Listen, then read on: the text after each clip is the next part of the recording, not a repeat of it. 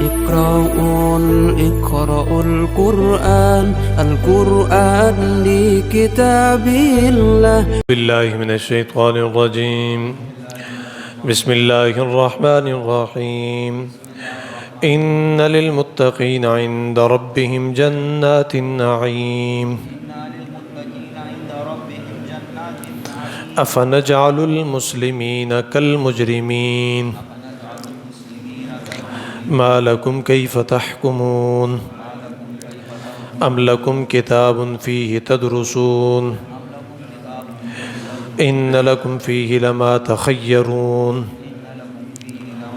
أم لكم أيمان علينا بالغة إلى يوم القيامة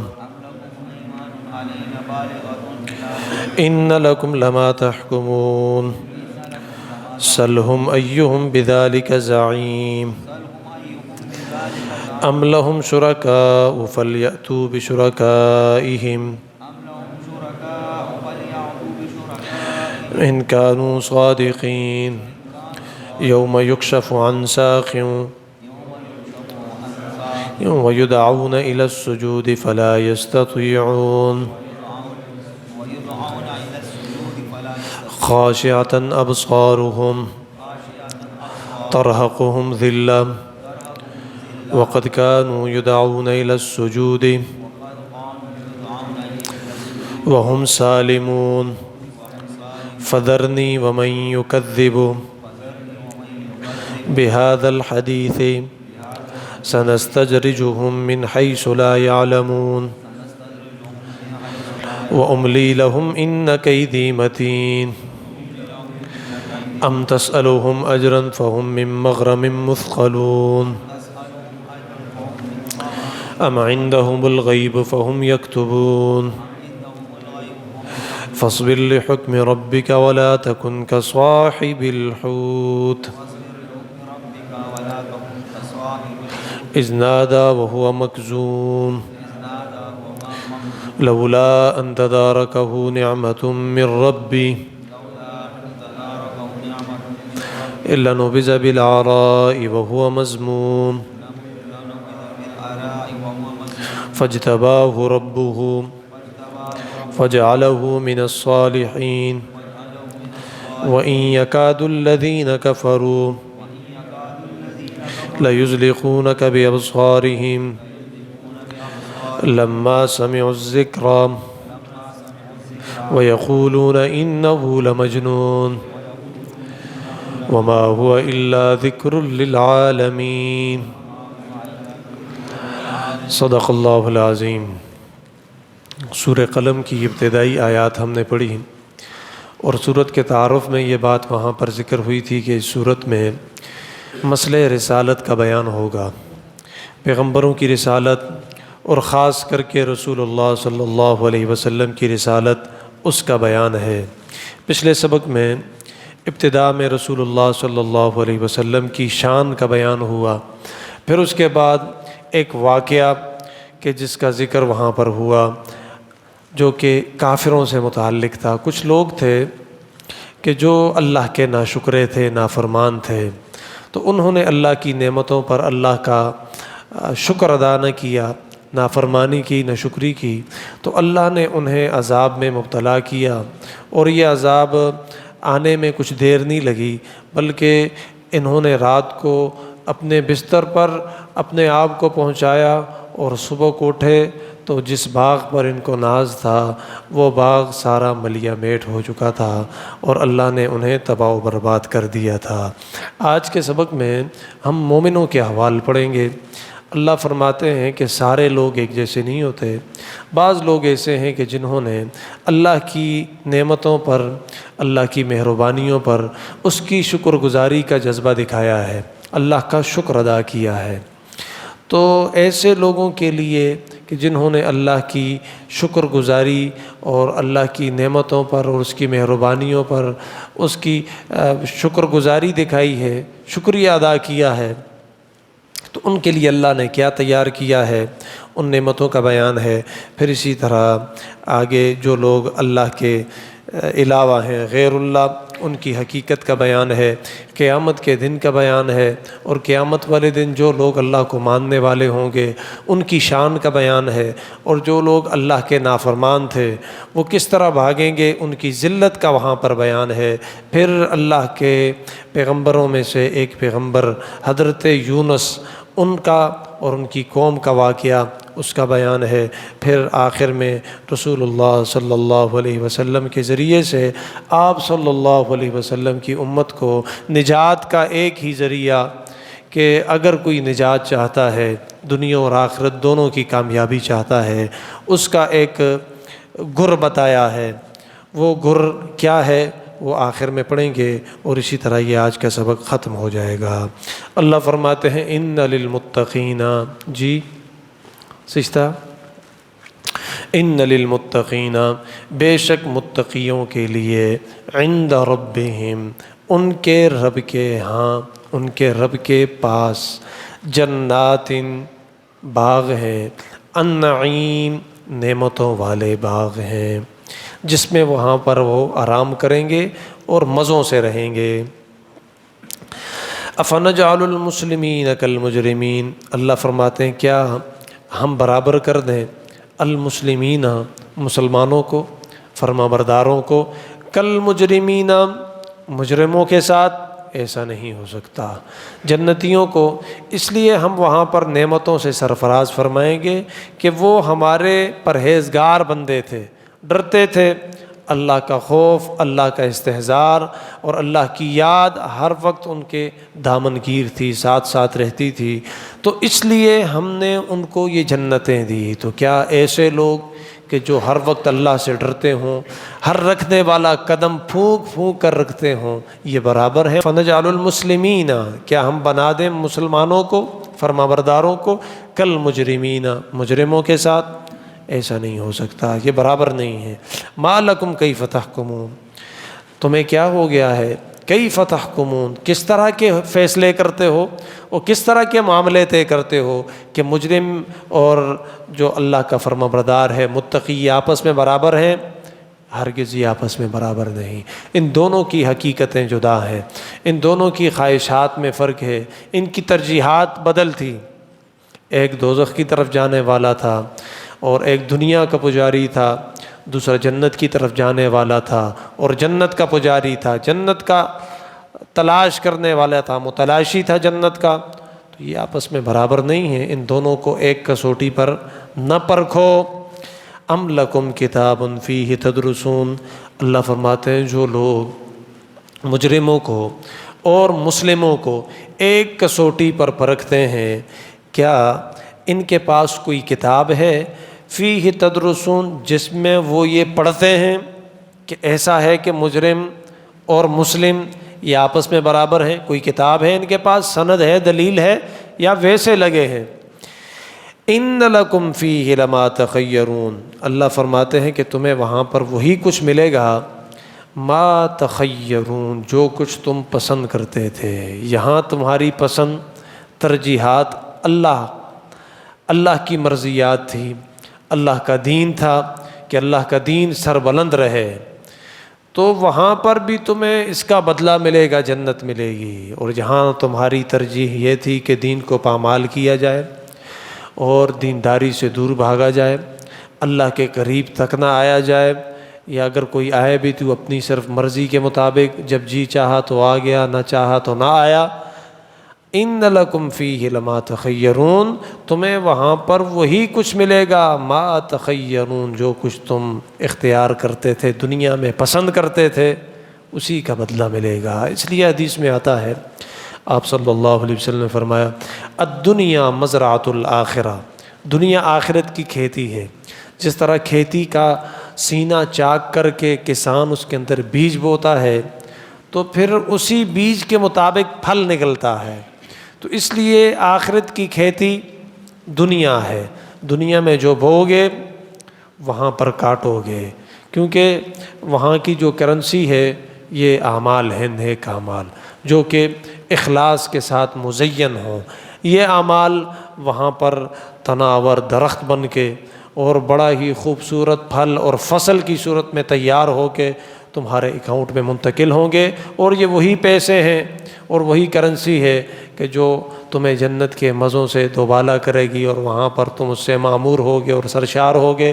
جس کے جتنے اعمال ہوں گے اتنے مزے لوٹے گا وہاں پر، اور جتنا جو اعمال سے خالی ہوگا، عاری ہوگا، اور اتنا وہاں پر وہ محدود رہے گا، اس کی جو جنت کی نعمتیں ہیں اسے کم ملتی رہیں گی۔ اور کچھ بدبخت ایسے ہوں کہ جن کے نامہ اعمال میں سوائے گناہوں کے اور کوئی چیز نہیں ہوگی۔ اللہ ہم کو محفوظ فرمائے اور ہمارے اعمال قبول فرمائے۔ ام لکم ایمان علینا بالغۃ الی یوم القیامہ، اللہ فرماتے ہیں کہ کیا تم نے ہم سے باقی رہنے کی قسمیں لے رکھی تھی؟ ام لکم ایمان، کیا تم نے قسمیں لے رکھی تھی علینا ہم سے، بالغۃ الی یوم القیامہ، قیامت تک باقی رہنے کی، کہ ہمارے اوپر موت نہیں آئے گی، ہماری مرضی ہے من چاہی زندگی گزارو، دین کیا ہوتا ہے اور رسول اللہ صلی اللہ علیہ وسلم کی تعلیمات کیا ہوتی ہیں، اللہ کے فرامین کیا ہوتے ہیں، تو تم نے اس کی کوئی پرواہ نہیں کی اور اپنی مرضی کے مطابق زندگی گزارتے رہے۔ اس پر تم نے ہم سے کوئی قسم لی ہے کہ ہم تمہیں موت اس وقت تک نہیں دیں گے جب تک قیامت نہیں آئے گی؟ بلکہ ہر آدمی کی اپنی قیامت اسی وقت سے قائم ہو جاتی ہے جب اس پر موت واقعہ ہو جائے۔ حدیث میں آتا ہے من مات فقط قامت قیامتہ، جو مر گیا تو اس کی قیامت شروع ہو گئی، اور بڑی قیامت تو اپنے ٹائم پر آئے گی۔ اذا جاء اجلہم فلا یستأخرون ساعۃ ولا یستقدمون، پھر نہ کوئی آگے کر سکے گا اسے اور نہ کوئی پیچھے کر سکے گا۔ ان لکم لما تحکمون، اللہ فرماتے ہیں کہ تمہیں وہی کچھ ملے گا جو کچھ تم نے طے کر لیا ہے، جو کچھ کر کے آئے گو اسی کا بدلہ تمہیں ملے گا۔ سلہم، اللہ فرماتے ہیں پیغمبر ان سے پوچھئے، سوال کیجئے، ایہم بذالک زعیم، کہ ان میں سے کون ہے جس نے یہ ضمانت لے رکھی ہے کہ اس پر موت نہیں آئے گی، وہ اللہ کے حضور حاضر نہیں ہوگا۔ کوئی ہے ایسا کہ جس کے پاس کوئی کاغذ ہو، کوئی چٹھی ہو، کوئی اس کے پاس کوئی اس طرح کی گارنٹی ہو کہ جس پہ لکھا ہو کہ یہ شخص مرے گا نہیں؟ اگر کوئی ہے تو میدان میں آئے، کوئی نہیں ہے۔ ام لہم شرکاء، کیا ان کے لیے کوئی شریک ہے؟ یہ تو اللہ کی نافرمانی میں اتنے آگے آ چکے ہیں کہ انہوں نے اللہ کے ساتھ شریک ٹھہرا دیے ہیں۔ فَلْيَأْتُوا بِشُرَكَائِهِمْ، تو پھر لے آؤ اپنے شرکاؤں کو کہ وہ تم سے تمہاری موت کو دور کر کے دکھائیں، تم سے تمہاری تکلیف کو ہٹا کر دکھائیں۔ سورہ یونس میں اللہ فرماتے ہیں وَإِن يَمْسَسْكَ اللَّهُ بِضُرٍّ فَلَا كَاشِفَ لَهُ إِلَّا هُوَ وَإِن يُرِدْكَ بِخَيْرٍ فَلَا رَادَّ لِفَضْلِهِ يُصِيبُ بِهِ مَن يَشَاءُ مِنْ عِبَادِهِ وَهُوَ الْغَفُورُ الرَّحِيمُ۔ اگر اللہ کسی پر مصیبت ڈالنا چاہیں تو سارے لوگ مل کر اس مصیبت کو دور کرنا چاہیں تو نہیں کر سکتے، اور اگر اللہ کسی پر مہربان ہونا چاہیں، عنایت کرنا چاہیں، اللہ اسے نوازنا چاہے، ساری دنیا مخالف ہو جائے کہ اسے نہ ملے، لیکن اللہ کا فضل، اللہ کی مہربانی، اللہ کی عنایتیں وہ اس تک پہنچ کر رہیں گے۔ یصیب بہ من یشاء، اللہ پہنچا دیتے ہیں جس کے لیے چاہتے ہیں اپنے بندوں میں سے۔ وَهُوَ الْغَفُورُ الرَّحِيمُ، اور وہ غفور ہیں، بخشنے والے ہیں، رحیم ہیں۔ ام لہم شرکاء، کیا ان کے لیے شرکاء ہیں؟ سرکشی میں اتنے آگے بڑھ گئے ہیں کہ اللہ کے ساتھ شریک ٹھہرا دیے ہیں۔ فَلْيَأْتُوا، تو چلو چیلنج ہے مجھ رب کا، لے آؤ بشرکائہم، اپنے سارے شریکوں کو، ان کانوا صادقین، اگر یہ سچے ہیں اور اللہ کے عذاب کو، اللہ کی طرف سے ملنے والی آفت کو، یا اس کے برعکس اللہ کی طرف سے ملنے والی نعمت کو، یا اللہ کی طرف سے ملنے والی مہربانی کو اس سے دور کر کے دکھا دیں۔ کسی کے اندر یہ طاقت، قوت اور سکت نہیں۔ یوم یکشف عن ساق، اللہ فرماتے ہیں ایک دن آنے والا ہے، اس دن اللہ پاک اپنی ساق کو کھولیں گے۔ ساق کہتے ہیں پنڈلی کو، جس وقت اللہ اپنی پنڈلی کو کھولیں گے۔ تو پنڈلی کو کھولنے کا کیا مطلب ہے؟ دراصل یہ آیت ہے متشابہات میں سے۔ متشابہ وہ آیت ہوتی ہے کہ جس کا مفہوم، مطلب اور مراد سوائے اللہ کے کوئی اور نہیں جانتا، جس طرح کہ الف لام میم، جس طرح کہ الف لام میم صاد حروف مقطعات، اور اس کی طرح اور بہت ساری، ید اللہ، اللہ کا ہاتھ، یا اللہ کا چہرہ، یا کوئی اور اعضاء کے جو اللہ کے لیے ثابت ہوں، یہ ایسی آیتیں ہیں متشابہات ہیں، ان کا مطلب معنی مراد ہمیں معلوم نہیں ہے، لیکن ان پر ایمان رکھنا ضروری ہوتا ہے۔ تو انہی آیات میں سے یہ آیت بھی ہے کہ اللہ جس دن اپنی پنڈلی کو ظاہر کریں گے۔ دراصل عربوں کے ہاں یہ بطور محاورہ کے یہ لفظ اور یہ تعبیر استعمال کی جاتی ہے کہ جب کوئی سخت تکلیف ہو، پریشانی ہو، تو لوگ کہتے ہیں کہ اس کی پنڈلی نظر آ گئی۔ پنڈلی نظر آنے کا مطلب یہ ہے کہ لوگ اپنے کپڑے سمیٹتے ہیں، کیونکہ عرب ہماری طرح شلوار قمیض نہیں پہنتے، اور وہ جس طرح کا لباس پہنتے تھے ابتدا سے، رسول اللہ صلی اللہ علیہ وسلم کا بھی یہ معمول تھا۔ حضرت نے 2 چادریں زیب تن کی ہیں، ایک اوپر اور ایک نیچے، جس کے ساتھ سطر ڈانپا ہوا، اور دوسرا وہاں جس طرح احرام کی حالت میں ہوتی ہیں چادریں۔ اور اب بھی عربوں کا یہ دستور ہے کہ وہ کھلے ڈلے کپڑے پہنتے ہیں، توپ جس کو ہم کہتے ہیں، اس میں باغاں جبہ، اس میں بھاگا نہیں جاتا، اس میں آدمی بھاگ نہیں سکتا۔ تو جب وہ بھاگتے ہیں نا، تکلیف ہوتی ہے، تو اپنے پائنچوں کو اور اپنی پنڈلیوں کو ظاہر کرتے ہیں اور اوپر کر کے بھاگتے ہیں، تو یہ تکلیف کی طرف اشارہ ہے۔ اللہ فرماتے ہیں تکلیف والا دن آنے والا ہے کہ جب تم بھاگو گے لیکن بھاگ نہیں سکو گے۔ ایک مطلب تو یہ ہے۔ دوسرا مطلب اس کا یہ ہے کہ پنڈلی کو ظاہر کرنے کا مطلب حدیث میں بھی ہے، رسول اللہ صلی اللہ علیہ وسلم نے فرمایا کہ اللہ پاک اپنی شان کے مناسب، اور اپنی شان کے مناسب وہاں پر اللہ پاک اپنی پنڈلی کو ظاہر کریں گے، اللہ کا پنڈلی کا جلوہ کروائیں گے، ظاہر کروائیں گے۔ تو اس پنڈلی کو دیکھ کر وہی لوگ اللہ کے حضور سجدہ کر سکیں گے کہ جو لوگ اللہ کے فرما بردار ہوں گے، اور جو نافرمان ہوں گے وہ اللہ کے سامنے سجدہ نہیں کر سکیں گے، اس تجلی سے وہ فائدہ نہیں اٹھا سکیں گے۔ اور ایسے لوگ کہ جو یہاں پر فرما بردار تھے لیکن ان کی فرما برداری کے اندر شک تھا، اخلاص نہیں تھا، سجدے ٹھیک نہیں تھے، ان کے ریاکاری والے سجدے تھے، تو وہ بھی وہاں پر اللہ کے حضور اس نعمت سے اور اس دیدار کی نعمت سے اور اس تجلی سے فائدہ نہیں اٹھا سکیں گے۔ یہ دونوں تفاسیر اس کی ملتی ہیں، تفاسیر میں موجود ہیں۔ یوم یکشف عن ساق، جس دن اللہ اپنی ساق پنڈلی کو کہتے ہیں، اپنی ساق اور پنڈلی کا جلوہ کروائیں گے، کھول دیں گے۔ وَيُدْعَوْنَ إِلَى السُّجُودِ، اور ان کو سجدے کے لیے بلایا جائے گا۔ فَلَا يَسْتَطِيعُونَ، تو یہ لوگ سجدہ نہیں کر سکیں گے۔ خاشعۃً، جھکی ہوں گی، ابصارُہم، ان کی آنکھیں، کیوں ہیں مجرم ہیں، مجرم کی آنکھیں جھکی ہوتی ہیں۔ ترہقہم ذلہ، اور ان کے اوپر ذلت چھائی ہوگی، چہرے مرجھائے مرجھائے ہوں گے ان کے۔ وقد کانوا، کیوں؟ اس لیے یدعون الی السجود، انہیں سجدوں کے لیے بلایا جاتا تھا۔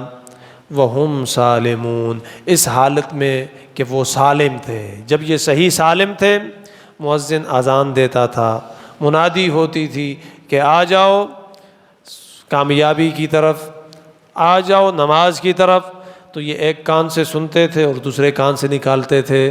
اور آج کل تو اس کا بالکل برعکس ہے، یہ تو پرانے زمانے کے لوگ تھے، پرانے زمانے کے گنہگار تھے کہ جو سنتے تھے اور نکال دیتے تھے۔ ہم تو ایسے معاشرے میں رہتے ہیں کہ جو اذان سنتے بھی نہیں ہیں۔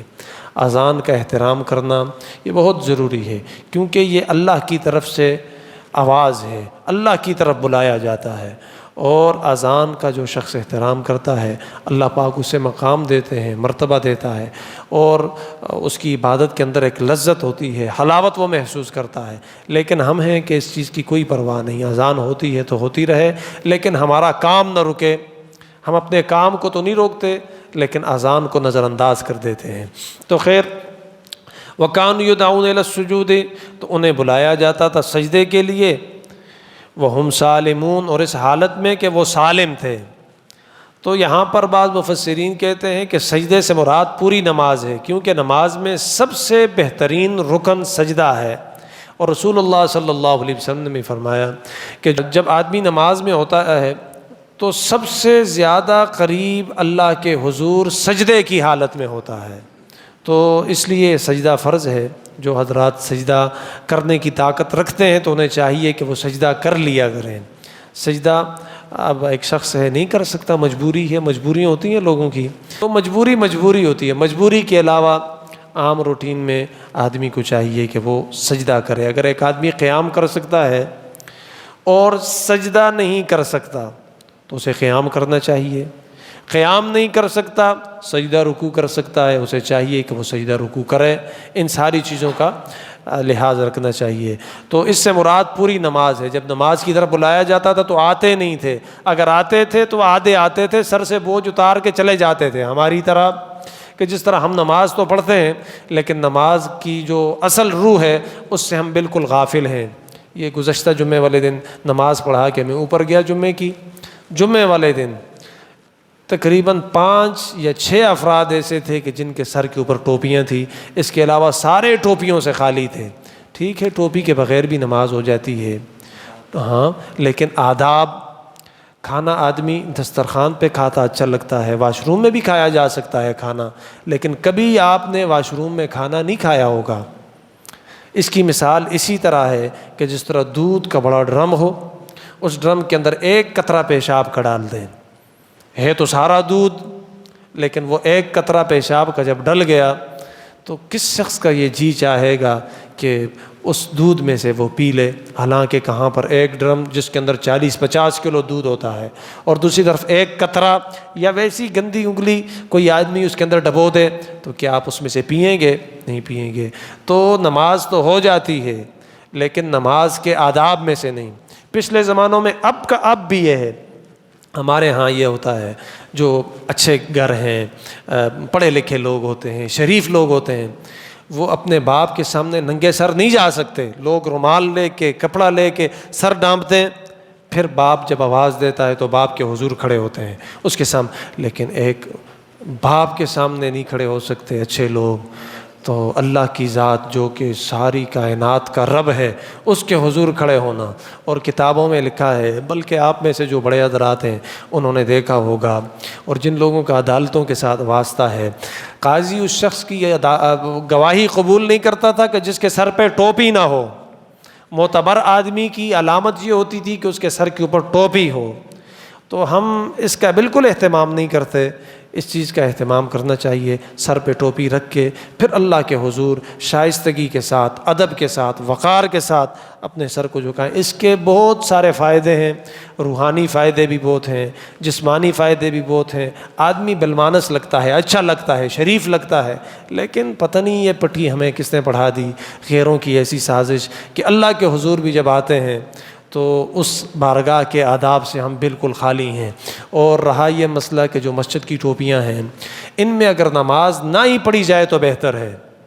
یہ کیا ہوتا ہے کہ آدمی مسجد سے داخل ہوا اور مسجد کی ٹوپی، وہ گندی ٹوپی کہ جس ٹوپی کو کبھی کسی بچے نے ہاتھ لگایا ہوگا کہ جو پاکی اور ناپاکی کی تمیز نہیں کرتا، کسی ایسے شخص نے، دیوانے نے، پاگل نے، مجنون نے ہاتھ لگایا ہوگا کہ جس کو گندگی کا اور پاکیزگی کا کوئی علم نہیں، وہی ٹوپی آپ نے اٹھائی اور اپنے سر پہ رکھ دی اور اللہ کے حضور آ کے کھڑے ہوئے، اور پھر آپ نے کہا کہ جنت میری ہے اور جنت میں مجھے بنگلہ ملے گا اور کوٹھی ملے گی، بڑا مشکل ہے۔ ہاں، ایسی ٹوپیوں کے ساتھ جنت ملنا بہت مشکل ہے۔ یا ایھا الذین آمنوا، اے ایمان والو، ایمان والوں سے کہا ہے، اور جو کافر ہیں وہ ایسا نہ کریں۔ یا ایھا الذین آمنوا، اللہ فرماتے ہیں ایمان والو، خذوا زینتکم عند کل مسجد، جب مسجد آؤ تو زینت اختیار کر کے آؤ، اچھی ٹوپی لیں۔ کیا ہوتا ہے کہ آپ نے 500-600 روپے کی ٹوپی لے لی، 200 روپے میں بڑی اچھی ٹوپی ملتی ہے، 100 روپے کی بڑی اچھی ٹوپی مل جاتی ہے اگر آدمی لے لے۔ ہر آدمی کی جیب میں کم از کم 50,000 روپے کا موبائل تو ہر آدمی کی جیب میں ہے، لیکن یہ اللہ کی بارگاہ ہے نا، شرم تو ہم کو نہیں آتی، یہاں پہ بس جس طرح آئے اور اسی طرح آ کے کھڑے ہو گئے۔ تو خود بھی اہتمام کیا کریں، آپ کے ساتھ جو شخص کھڑا ہو میں یہ کہتا ہوں کہ آپ کی نماز اس وقت تک ٹھیک نہیں ہوگی کہ آپ کے ساتھ جو آدمی ہے ننگے سر کھڑا ہے اور وہ سارے کام ہم ہی سے نہ کروایا کریں، ہم آپ کی صفیں بھی سیدھی کریں اور آپ کے سر پہ ٹوپیاں بھی رکھوائیں اور لوگوں کے ساتھ بدتمیزی بھی کریں اور بد کلامی بھی کریں، اور سب کو سیدھا کرنا ہماری ذمہ داری نہیں ہے، ہر آدمی کی ذمہ داری ہے۔ دیکھیں یہ دین ایسا نہیں ہے کہ یہ مولویوں کی ذمہ داری ہے اور تبلیغیوں کی ذمہ داری ہے، ہر آدمی کی ذمہ داری ہے کہ وہ دوسرے کو نیک کام کی ترغیب دے کہ بھائی سر پہ ٹوپی رکھ دو، کوئی رومال لپیٹ دو، یہ اللہ کی بارگاہ ہے۔ یہ جب صفیں بنتی ہیں تو اس وقت دیکھ لیا کریں، تو جس کی ٹوپی نہ ہو تو وہ ٹوپی پہن لے، شاید آپ کی بات اس کے دل میں اس طرح گر کر جائے، کیونکہ ہم تو بات بار یہ بات کہتے ہیں نا، لوگ کہتے ہیں مولیانو خبر ہی تھی بس پتہ نہیں لگے فائدہ نہیں تھا ہم کی گی، تو آپ کی بات شاید میری بات سے زیادہ اثر انداز ہو، تو وہ ہمیشہ کے لیے اپنے سر کو ڈھانپ لیا کرے نماز کے وقت میں۔ تو اہتمام کرنا چاہیے اس کا۔ ددی اخپل طریقے دے لانجا بنا کو لاس بنا چو جا سرا نو کچاوا چولو نہ ٹھیک دا کوانا چولا نو داغه اخپل بدبختی دا مونږ صرف وینا کو نو اوس مونږ کې ډېر کسانو ټوپې چولې نو زما اراده وا ما قتل ملمانو وکي ملمانو په مخ کې خون نه کی چې سړی داسې خبرې وکي نو تاسو ټول پڑھا لکھا خلک یې ماشاءالله ټول پڑھا لکھا یې ځان نه داسې مهذب جوړ کې خیسته غوندې ټوپې والے مزیدار ټوپې سړی پکې ښه ښکاري ټوپې سره سړی داسې درونه ښکاري مزیدار ښکاري خیسته خیسته ټوپې ملاویږي آنلاین ملاویږي بازار کې شته هر ځای کې شته کني نو انشاءالله موږ به ټوپې واخلو چې چا سره ټوپې نه نو هغې ته به حواله کړو داسې چې دا ټوپې والی تاسو سره ټوپې نشته الله اکبر زما خیال نو تاسو له زه خپل ټوپې درکړم انشاءالله نه دا نه بله دا خو د 1000 روپو ټوپې ده دا ټول آداب و خیال ساتل جمعه ته بیا بل خبره ده چې د اودس کوشش کوئ چې هراندام چې کور نه وکړئ چې نهایت مجبوري نه د جماعت کې مه کوئ اس پته نه لګي د جماعت د واشرومونو د جماعت د سبیل باوجود د دې چې موږ ډېر زیات صفایي کوو بیا هم پته نه لګي اکثر ماشومان موږ سره دا خو د الله کور دی که نه دلته خو ماشومان هم راځي او لیوني هم راځي څوک منې کولی خو نه شي دلته سبیل کې مې چې یازې کې چې تر تاسو اودسونه کوئ چاراندام کوئ بیا ستاسو څه اودس شوي نو ځکه مونځونو کې حلاوت نشته ځان له یو غټ غټ کورونه دي الحمدلله زمونږ ښه خلکو ځان له یو سپیشل واشروم ساتلی هغې کې د اوبه هم نه پرېږدي الحمدلله مونږ خو داسې شته خلک که نه اوبه هم ورکې نه پرېږدي چې اوبه هم ولاړي اوچ مکمل صفا ستھرا هلته اودس کوي چاراندام کوي بیا مونځ کې هغې ته یو ښایسته روحانیت ډایرکټ الله سره برای راست شي زمونږ مونځونه او د صحابه کرامو منځونه دوی کې فرق دا دی چې موږ سر نه بوج لرې کوو صحابه کرامو به الله سره برای راست خبرې کولې نو مسله دا ده چې موږ د دې اهتمام نه کوو خیر الا القاشعة ابصارهم ترهقهم ذلة وقد كانوا يدعون الى السجود وهم سالمون انہیں بلایا جاتا تھا سجدوں کے لیے جب یہ سالم تھے صحیح تھے ٹھیک ٹھاک تھے لیکن وہ نہیں آیا کرتے تھے تو میں نے عرض کر دیا کہ سجدے سے مراد پوری نماز ہے نماز کا بہترین رکن سجدہ اس کو لیا اور اس سے مراد ورنہ پوری ساری نماز ہے ذرنی لہذا اے نبی فذرنی ان کو میری طرف چھوڑ دیں اللہ کہتے ہیں ان کو میرے حوالے کر دیں ومن یکذب بہذا الحدیث اور جو لوگ کلام کو جھٹلاتے تھے اس کو اللہ کی باتوں کو جھٹلاتے تھے میں ان سے خود نمٹ جاؤں گا یا اللہ کیسے نمٹیں گے اللہ فرماتے ہیں سنستدرجہم ہم آہستہ آہستہ پکڑتے ہیں تدریجاً بمزہ مزہ آج یہ کل یہ کرتے کرتے پھر جس طرح وہ شکاری اپنے شکار کو پکڑتا ہے آج دانہ ڈالتا ہے کل کچھ اور ڈالتا ہے اگلے دن کچھ اور ڈالتا ہے پھر کرتے کرتے وہ کبوتر وہ فاختہ وہ چڑیا وہ پرندہ اس کے جال میں پھنس جاتا ہے تو ہم بھی اس طرح پھنسائیں گے انہیں لیکن کیسے لا یعلمون انہیں پتہ بھی نہیں چلے گا ہماری گرفت ان کے اوپر آ پڑے گی واملی لہم اور انہیں میں ڈھیل دے رہا ہوں مہلت دے رہا ہوں چانس دے رہا ہوں یاد رکھنا ان قیدی متین میری تدبیر بڑی مضبوط ہے جس پہ میں ہاتھ ڈالتا ہوں تو میرے ہاتھ سے میری گرفت سے وہ پھر واپس بچ نہیں نکلتا بچ سکتا نہیں ہے ہم تسألہم اجرن اے نبی آپ ان سے کہہ دیں ان سے کہہ دیں ام تسألہم اجرن، کیا میں تم سے کوئی اجر مانگتا ہوں، فیس لیتا ہوں، معاوضہ مانگتا ہوں کہ میری باتیں تمہیں بری لگتی ہیں؟ فہم من مغرم مثقلون، کہ جس فیس کی وجہ سے تم اپنا سر نہیں اٹھا سکتے، اس کے تاوان میں نیچے دبے ہوئے ہو، میں تو اللہ دین بتاتا ہوں تمہیں۔ ام عندہم الغیب فہم یکتبون، کیا ان کے پاس کوئی غیب کا علم ہے جسے وہ لکھ رہے ہیں؟ فاصبر، اے پیغمبر آپ ان کے ناگوار رویے پر اور شرمناک رویے پر پریشان نہ ہوں۔ یا اللہ میں کیا کروں؟ اللہ فرماتے ہیں صبر کرو، فاصبر، صبر کیجئے، لحکم ربک، اپنے رب کے حکم کا۔ یہ ابتداء میں نے عرض کیا تھا کہ مکی صورت ہے اور مکے میں ابتدائی دور میں نازل ہوئی، دوسرے نمبر پر یہ صورت نازل ہوئی۔ تو اس وقت آپ صلی اللہ علیہ وسلم پر جب اس طرح کے مسائل اور پریشانیاں آتی تھی تو آپ صلی اللہ علیہ وسلم، ظاہری سی بات ہے کہ آپ انسان تھے، بڑے پریشان ہوتے تھے کہ لوگ کیا کرتے ہیں اور ہم کیا کرتے ہیں۔ تو آپ صلی اللہ علیہ وسلم اور صحابہ میں سے اکثر یہ کہتے تھے کہ چھوڑ کے جاتے ہیں مکے کو، مدینے جاتے ہیں یا کسی اور جگہ پہ چلے جاتے ہیں۔ اللہ فرماتے ہیں فاصبر، صبر کرو، ابھی نہیں جانا۔ کس کا صبر کریں؟ لحکم ربک، اپنے رب کے حکم کا۔ ولا تکن، اور مت ہو جاؤ، کصاحب الحوت، مچھلی والے کی طرح۔ مچھلی والے کون تھے؟ حضرت یونس، اور ان کا واقعہ سورہ انبیاء میں، سورہ یونس میں، سورہ صافات میں وہ ہم پڑھ چکے ہیں۔ وہ واقعہ کیا تھا؟ تفصیل تو وہاں پہ پڑھ لی ہے ہم نے، صرف کچھ بتاتا ہوں۔ نینوا میں حضرت یونس پیدا نینوا کے لوگوں کے لیے حضرت یونس کو نبی بنا کر بھیجا گیا۔ 1,00,000 آبادی تھی اور بعض حدیث میں ہے 1,30,000۔ لوگوں کو دعوت دی، نہ مانا۔ آخر میں حضرت یونس دل برداشتہ ہوئے اور کہنے لگے کہ بس میں یہاں سے جاتا ہوں، اب تم پر عذاب آئے گا۔ اور بعض روایات میں ہے کہ یہ بھی بتایا کہ 2 دن میں عذاب آئے گا، 3 میں آئے گا، 4 دن میں۔ حالانکہ اللہ نے یہ نہیں فرمایا تھا کہ عذاب آئے گا، لیکن نکل گئے حضرت یونس وہاں سے، اور اللہ نے نہیں کہا تھا نکلنے کا۔ ساتھ اپنی اہلیہ اور 2 بیٹے، ایک بیٹے کی عمر تھی 10 سال، دوسرے بیٹے کی عمر تھی 7 سال۔ یہ نکلے۔ تفسیر روح المعانی میں علامہ آلوسی لکھتے ہیں کہ دریائے فرات کے پاس پہنچے۔ دجلہ اور فرات مشہور دریا ہے۔ تو رستے میں کچھ لوگوں کو دیکھا، حضرت یونس ان کے قریب گئے، پوچھا کہ نام کیا ہے؟ حضرت یونس فرمانے لگے کہ میرا نام یونس ہے۔ اچھا کہاں سے آئے ہو؟ میں نینوا سے آیا ہوں۔ یہ کون ہے؟ میری اہلیہ ہے۔ یہ کون ہے؟ 2 میرے بیٹے ہیں۔ تو ان ظالموں نے حضرت یونس کی اہلیہ کو ان سے لے کے بھاگ گئے، چلے گئے، لوٹ لیا۔ حضرت یونس بڑے پریشان ہوئے۔ اب انہوں نے جانا تھا جہاں پر، تو رستے میں ایک ندی تھی، دریا تھا، اسے پار کرنا تھا۔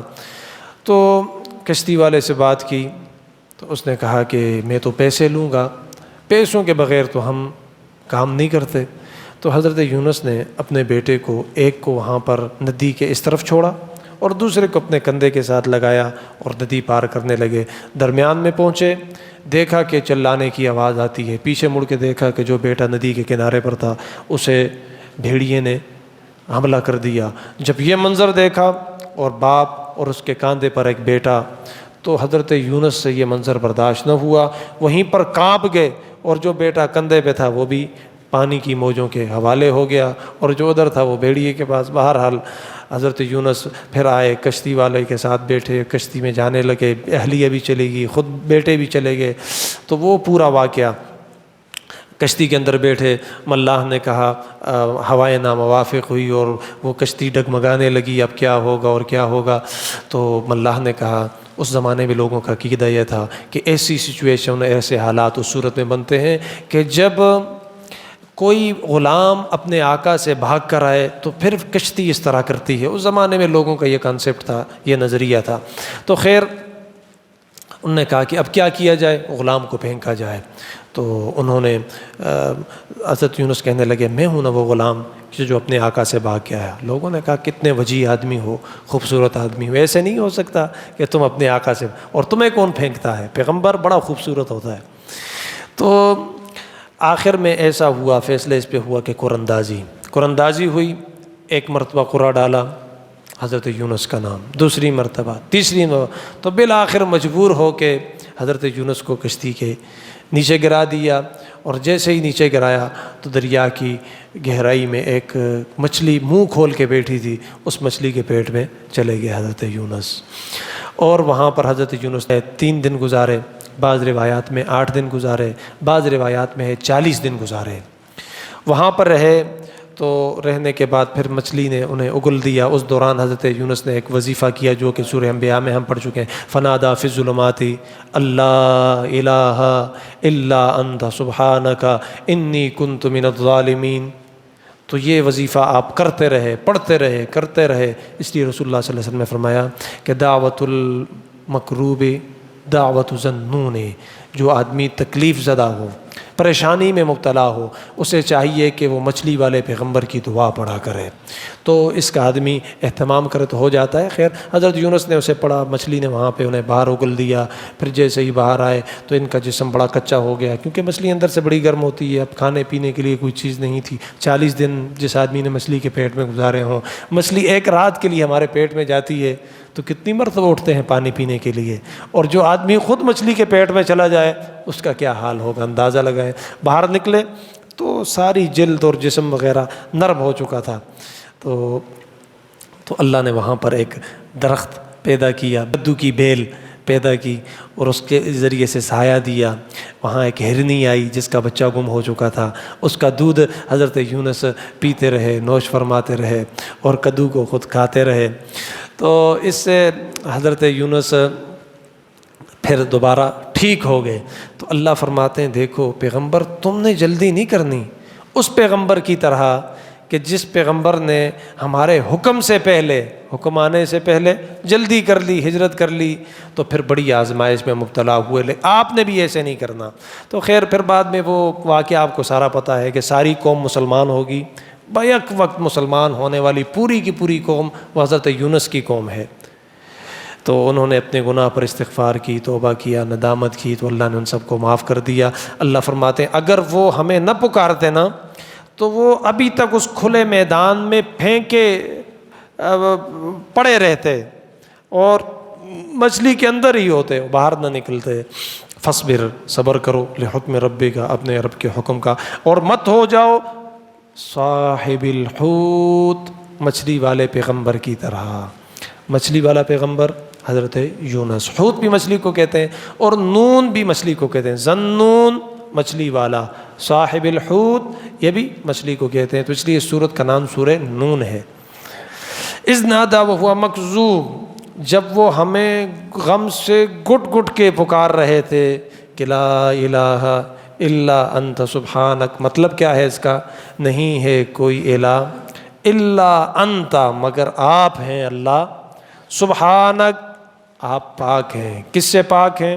مجبوری سے، لاچاری سے، بیماری سے، تکلیف سے، آفت سے، ہر قسم کے عیب سے آپ پاک ہیں۔ انی کنت من الظالمین، میں ظالموں میں سے ہوں، مجھے معاف کر دیں، آپ کے خزانے میں کوئی کمی نہیں آتی، یہ ہے اس کا مطلب۔ تو اس کا وظیفہ کرنا چاہیے۔ اب بعض لوگ ہیں 1,25,000 مرتبہ کرتے ہیں، 1,15,000 مرتبہ کرتے ہیں، تو یہ کوئی فرض واجب نہیں ہے۔ اگر کوئی آدمی صدقے دل سے 1 مرتبہ پڑھے پھر بھی کافی ہے۔ 1,25,000 مرتبہ لوگ اس لیے پڑھتے ہیں کہ لوگوں کا تجربہ ہے، تو 1,25,000 میں سے کوئی ایک نہ ایک دفعہ تو ایسی ہوگی نا کہ جس میں اخلاص ہوگا، تو اس لیے یہ ایک تعداد بتا دی گئی ہے، ورنہ یہ قرآن اور حدیث سے ثابت نہیں ہے۔ تو اگر پڑھ لے آدمی، اللہ کا نام ہے، جتنی بار پڑھو گے اللہ کا پیار ملے گا، اللہ کی محبت ملے گی۔ تو اس طرح کے وظائف کر لینے چاہیے جو کہ قرآن اور حدیث سے ثابت ہوں اور قرآن کی آیات ہوں خاص کر کے۔ ولولا ان تدارکہ، اگر لولا ان تدارکہ نعمت من ربہ لنبذ بالعراء وہو مذموم، اللہ فرماتے ہیں اگر ان کے رب نے انہیں سنبھال نہ لیا ہوتا، حضرت یونس کو سنبھالا کیسے کہ مچھلی کے پیٹ سے باہر نکلے، مچھلی نے انہیں اگلا، وہاں پہ وہ بیل لگی جس نے سایہ دیا، دودھ پیا، کدو کھایا، نعمت من ربہ لنبذ بالعراء وہو مذموم، تو انہیں اسی بری حالت میں کھلے میدان میں پھینک دیا جاتا۔ یہ اس پکارنے کی برکت تھی، اس وظیفے کی برکت تھی۔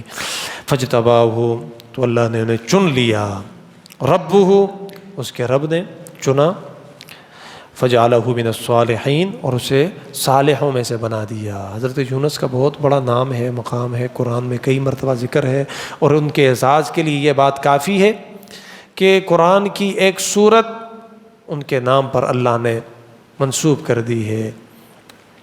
وَإِن يَكَادُ الَّذِينَ كَفَرُوا، اب اللہ فرماتے ہیں اے پیغمبر، وَإِن يَكَادُ الَّذِينَ كَفَرُوا، اور جن لوگوں نے کفر اپنا لیا ہے، لَيُزْلِقُونَكَ بِأَبْصَارِهِمْ، وہ یہ بات سنتے ہیں تو ایسا لگتا ہے کہ یہ تیز تیز آنکھوں سے تمہیں پھسلا رہے ہیں۔ لَيُزْلِقُونَكَ بِأَبْصَارِهِمْ وَإِن يَكَادُ الَّذِينَ كَفَرُوا لَيُزْلِقُونَ، اللہ فرماتے ہیں قریب ہے کہ جو لوگ کافر ہیں، لَيُزْلِقُونَكَ، یہ پھسلا دیں آپ کو، بِأَبْصَارِهِمْ، اپنی تیز تیز آنکھوں سے، یعنی آپ کو نظر بد لگا دیں۔ ان کے سامنے جب آپ قرآن کی آیات پڑھتے ہیں نا تو یہ کہیں گے وہ کتنا زبردست ہے، سمر خیستہ سڑے دے اور وجیح سڑے دے، کتنا بہترین آدمی ہے، کتنا خوبصورت شخص ہے، کتنی پیاری آواز ہے، کتنا پیارا اس کا انداز ہے، تو نظر لگا دیں آپ کو۔ لما سمعوا الذکر، جب یہ آپ سے قرآن سنیں تو نظر بد، یہ حقیقت ہے، یہ ڈھکوسلے نہیں ہیں، نظر بد کی ایک حقیقت ہے، حدیث میں بھی ہے، رسول اللہ صلی اللہ علیہ وسلم نے فرمایا العین حق، نظر حق ہے، لیکن ایسا بھی نہیں ہے کہ اس کا کوئی علاج نہ ہو، وَلَهُ رُقِيَّةٌ، اس کے لیے دم بھی ہے۔ صحابہ نے عرض کیا دم کیا ہے؟ فرمایا لا حول ولا قوت الا باللہ، بسم اللہ ما شاء اللہ، لا حول ولا قوت الا باللہ۔ اور نظر بد اس کا اتنا اثر ہوتا ہے، حدیث میں آتا ہے کہ نظر بد اتار دیتی ہے ہانڈی میں اونٹ کو اور آدمی کو قبر میں، اتنا زیادہ اثر ہوتا ہے اس کا، تو اس سے بچنا چاہیے۔ صبح و شام آدمی کو وظیفہ کرنا چاہیے، اور یہ آیت بھی ایک سیر ہے اس کے لیے، صبح و شام 3 مرتبہ، خاص کر کے بچوں کو بڑی نظر لگتی ہے، اپنی دادیوں کی، نانیوں کی اور ماں باپ کی بھی نظر لگتی ہے۔ ضروری نہیں ہے کہ نظر صرف غیر آدمی کی لگے، پیار کی نظر بھی لگتی ہے، محبت کی نظر بھی لگتی ہے، تو صبح و شام یہ ماشاء اللہ لا حول ولا قوت الا باللہ، آپ کی گاڑی ہو، گھر ہو، اس کے سامنے لکھ دیا کریں بسم اللہ ما شاء اللہ، لا حول ولا قوت الا باللہ، یا بسم اللہ ما شاء اللہ، اتنا بھی کافی ہے۔ وَإِن يَكَادُ الَّذِينَ كَفَرُوا لَيُزْلِقُونَكَ بِأَبْصَارِهِمْ، اور یہ جو کافر لوگ ہیں قریب ہے کہ یہ آپ کو نظر لگا دیں، اپنی تیز تیز آنکھیں اس طرح نکال کے۔ ہوتے ہیں بہت سارے لوگ کہ جن کا کام ہی یہ ہوتا ہے، بھوکے لوگوں کی اکثر نظر لگتی ہے، بہت لوگ مشہور ہوتے ہیں بھوکے، کھانے پینے میں بہت لوگ، یا دوسرے کو پہنتا کھاتا پیتا دیکھتے نہیں ہیں، ہوتے ہیں، آپ کو بھی پتہ ہوگا، ہم نے بھی دیکھے ہیں بہت سارے لوگ کہ جو بھوکے ہوتے ہیں، طبیعت کے بھوکے، کہ خود بھی نہیں کھاتے پیتے اور دوسرے کو بھی کھاتا پیتا ہوا نہیں دیکھ سکتے، ایسے لوگوں سے بچنا چاہیے۔ ہر وقت یہ پڑھ کے اپنے آپ پہ دم کرنا چاہیے، اس کا بڑا سخت اثر ہوتا ہے۔ بہت ساری بیماریاں ایسی کہ جو جسم میں دھنس جائیں نکلنے کا نام نہیں لیتی، ڈاکٹر لاجواب کر دیتے ہیں مریض کو، اور اس کے پیچھے یہ نظر بد کا اثر ہوتا ہے کہ وہ لگی ہوتی ہے۔ ان وظائف کا اہتمام کیا کریں، اور خاص کر کے اس آیت کا، تو یہ آیت پڑھنے سے وہ جو نظر بد ہے اس کے اثرات ختم ہو جاتے ہیں۔ لما سمعوا الذکر، جب وہ آپ سے قرآن سنتے ہیں، وَيَقُولُونَ، اور کہتے ہیں اِنَّهُ لَمَجْنُونَ، یہ تو دیوانہ ہے، پاگل ہے، حالانکہ وہ کہنا کچھ اور چاہتے ہیں، لیکن زبان ہے نا انسان کی کہ وہ زبان سے تعریف بہت کم کرتا ہے۔ وَمَا هُوَ، اور حالانکہ نہیں ہے یہ، الا، مگر، ذکر، نصیحت ہے، للعالمین، تمام جہانوں کے لیے، لیکن کوئی قریب تو آئے اس کے، پڑھے تو صحیح اس کو۔ اللہم ربنا آتنا فی الدنیا حسنہ وفی الآخرۃ حسنۃ وقنا عذاب النار، وصلی اللہ تعالی علیہ وعلی آلہ وصحبہ اجمعین برحمتک یا ارحم الراحمین۔